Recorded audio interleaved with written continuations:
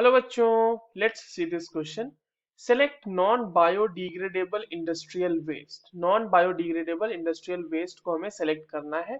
Options are waste from cotton mills, waste from paper mills, fly ash from thermal power plants and waste from food processing units. ठीक है, तो चलिए बच्चों question को solve करते हैं। सबसे पहले ये देखते हैं कि क्वेश्चन जो है किस की कॉन्सेप्ट के ऊपर बेस्ड है।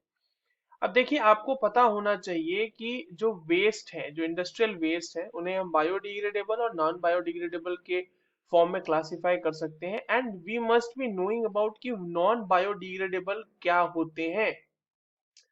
अब देखो, नॉन बायोडिग्रेडेबल की अगर हम बात करें तो पहले ये समझ लेते हैं कि जो बायोडिग्रेडेबल वेस्ट है वो क्या है। देखो, बायोडिग्रेडेबल वेस्ट वैसे वेस्ट को बोलते हैं जो किसी बायोटिक एक्टिविटी, बायोलॉजिकल एक्टिविटी की वजह से उसका हम डिकम्पोजिशन करा सकें। तो अगर कोई वेस्ट है ना, वेस्ट जिसका, नॉन बायोडिग्रेडेबल वेस्ट की हम बात कर रहे हैं, तो waste that can not be decomposed by biodegradable sorry decomposed by biological process, किसी बायोलॉजिकल प्रोसेस या बायोटिक एक्टिविटी से भी उसको हम उसको डिकम्पोज नहीं कर सकते हैं, किसी भी, जैसे कि बैक्टीरिया का यूज करके या किसी भी माइक्रोब का यूज करके।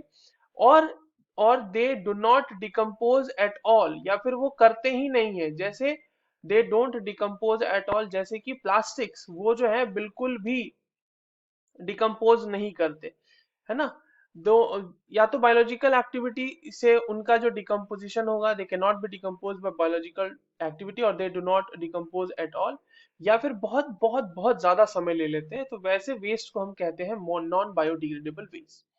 ठीक है, अब देखिए आपके पास जो ऑप्शंस है उसको एक एक करके एनालाइज करते हैं। देखो बच्चों, वेस्ट फ्रॉम कॉटन मिल्स हो जाए, या फिर वेस्ट फ्रॉम पेपर मिल्स हो जाए, या waste from food processing units है ना, ये सारे के सारे एक्चुअली जो है, ये सारे के सारे बायोडिग्रेडेबल है। तो हमने क्या देखा, वेस्ट फ्रॉम कॉटन मिल्स ले लो आप, या फिर आप पेपर मिल्स ले लो, है ना, पेपर मिल्स ले लो, या फिर आप ले लो फूड प्रोसेसिंग यूनिट का, किसी का भी फूड प्रोसेसिंग यूनिट से जो वेस्ट आते हैं उनको ले लो।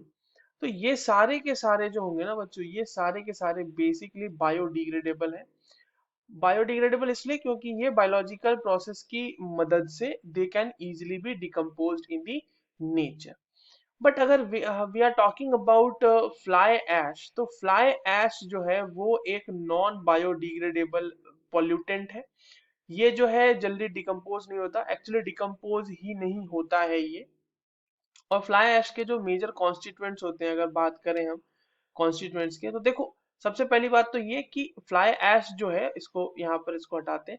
फ्लाई ऐश के बारे में सबसे पहले तो ये देखते हैं कि ये माइन्यूट पार्टिकल्स होते हैं, बहुत ही छोटे छोटे पार्टिकल्स होते हैं।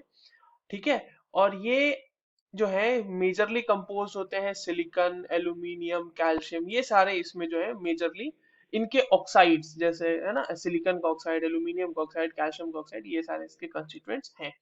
So the correct answer for this given question will be waste from food processing units. I hope you understood this well. All the very best.